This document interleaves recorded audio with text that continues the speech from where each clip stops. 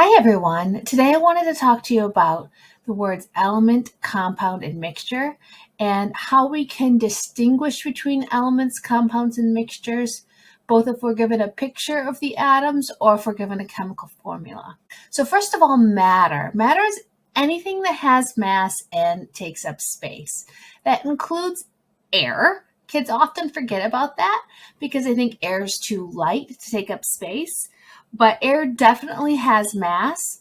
A demonstration that I've used in the past to show this is that if I took like a meter stick and I put it right in at a pivot point, and on one end I attach an empty balloon, and on the other end I attach the same balloon with the same amount of tape, but I've now filled it with air, you will see the teeter-totter tilt towards the side with the balloon with air in it, because it is indeed heavier than the side that does not have air in it.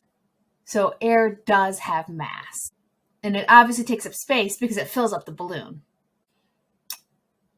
Some things, though, are not matter, they're energy. So, for example, electricity is energy, lightning is energy. When we feel something is hot, we're feeling thermal energy. So if it doesn't have mass and it doesn't take up space, there's a good chance that it's energy. All right. An element is a substance that can't be broken down into simpler substances. So these are essentially your building blocks of the universe. Here is a periodic table that shows you these building blocks.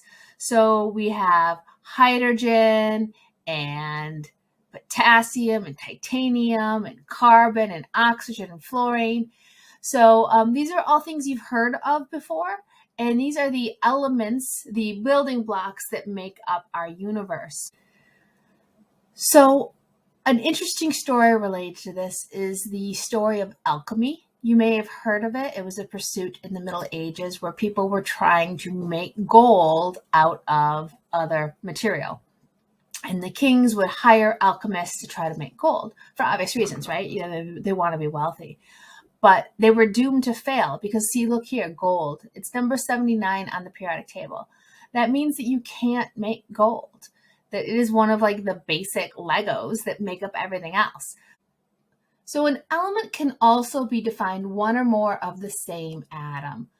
So here we've got a single atom of helium, and over here we've got many of the same type of atom of gold. So this might be something more like gold earrings. Okay, you've got a lot of gold there together. So an atom is the smallest particle of an element. So if I were going to zoom in on this element of helium, this is what it would look like. Okay, so later in your study, you're going to learn how to find the inside parts of an atom. They're called subatomic particles, and you can figure out how many protons, neutrons, and electrons there are in an atom. But for this unit, what we're learning right now, elements, compounds, and mixtures, we're going to just focus on, we'll represent an individual atom as a dot. So now let's talk about a chemical symbol. A chemical symbol is always just one or two letters to symbolize an element, and the first letter is always going to be capitalized. So let's look at some examples here on the periodic table. On the periodic table, you'll see that, for example, lithium, capital I, small case, capital L, small case I. Sodium, capital N, smaller case A. Look, there's also an N for nitrogen. So it's going to be important when you write your letter symbols that you pay attention to if you're writing uppercase or lowercase, because it has very, very, very different meanings. And we'll talk about that specifically when we get to a compound in a moment. So here are some examples that I've written in. O is representative of oxygen, He for helium, Li for lithium. So a lot of them follow this nice pattern of that we've got the capital letter is the first letter of the name, and the second letter is the second letter of the name, but that's not always the pattern, because if you look here at iron, Fe for iron, and that's because the name for iron in Latin is ferrous. So that's where the Fe comes from. So then Often they're logical, but not always. Sodium is Na, for example. So a compound. A compound is the result of a chemical change, and we get two or more different atoms bonded together. It's always going to be in the same ratio. So let's look at some pictures of what that might look like. Okay, so a compound is two or more different atoms bonded together, always in the same ratio. So you've heard of water, H2O. So you can see that this purple circle represents the oxygen, and there's just one of those, and there's two hydrogens. Here we've got carbon dioxide. So the yellow represents the carbon, and then the two blues represent the oxygen, just like blue represented oxygen here. So they can be fairly small compounds, but they can be really big. This one is sugar, and C6H12O6. And look at that. There are 6 yellow dots to represent the 6 carbons. There's 6 purple dots, purple bluish dots to represent the oxygen. And then there's 12 hydrogens in these pink dots. So a compound is two or more different atoms bonded together. Now, it's pretty easy when you're given a picture like this. You say, okay, well, there's more than one color, so it must be a compound.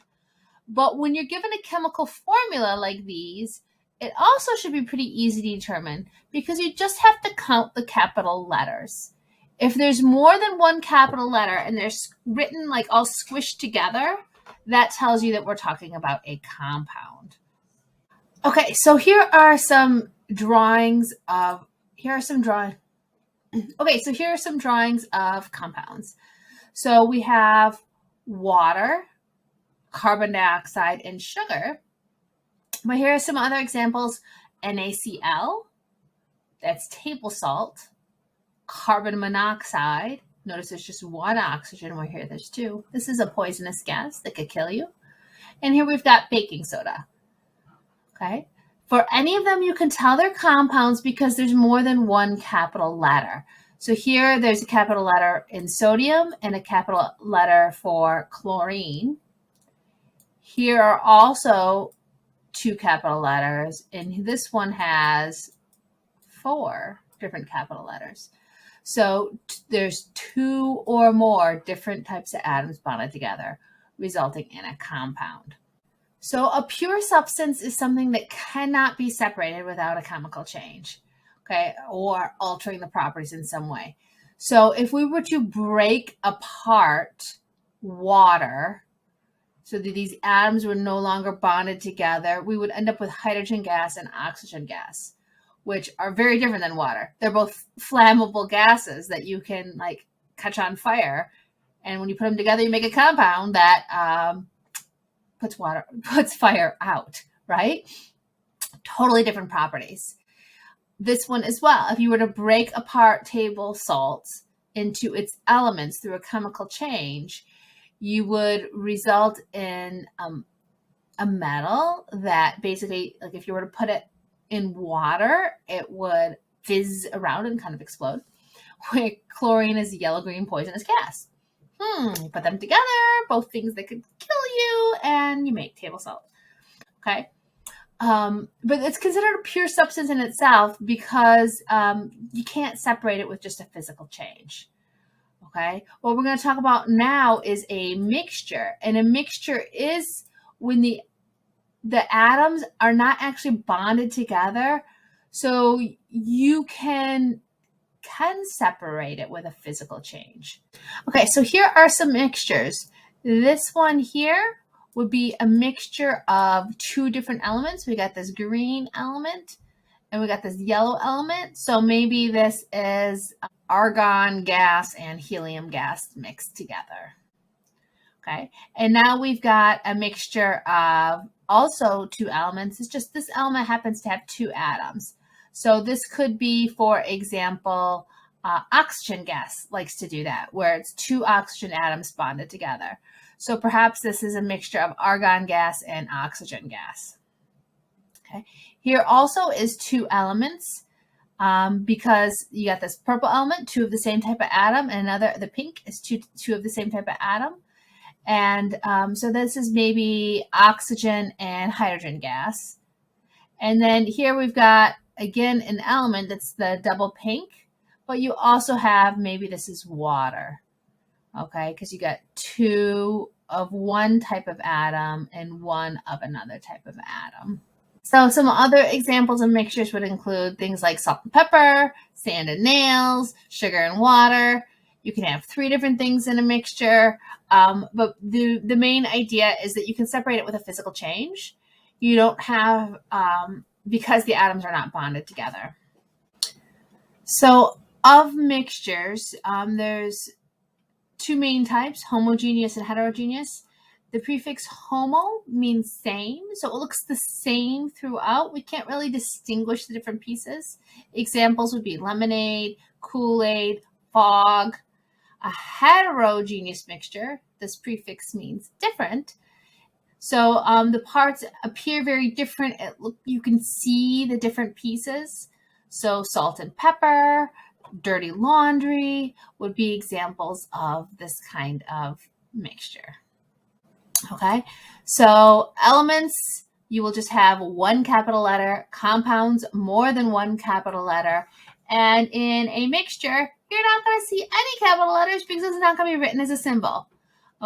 So I hope this video helps you to understand the difference between elements, compounds, and mixtures, and you're now able to distinguish between them if you are given a picture of them or if you are given a formula.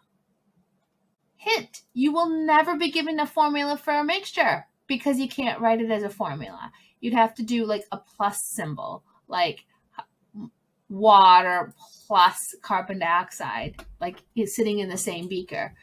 So because there's that plus sign, you would know that we are talking about like 2 different things in the same container. Okay, I hope you have a great day. See you later, guys.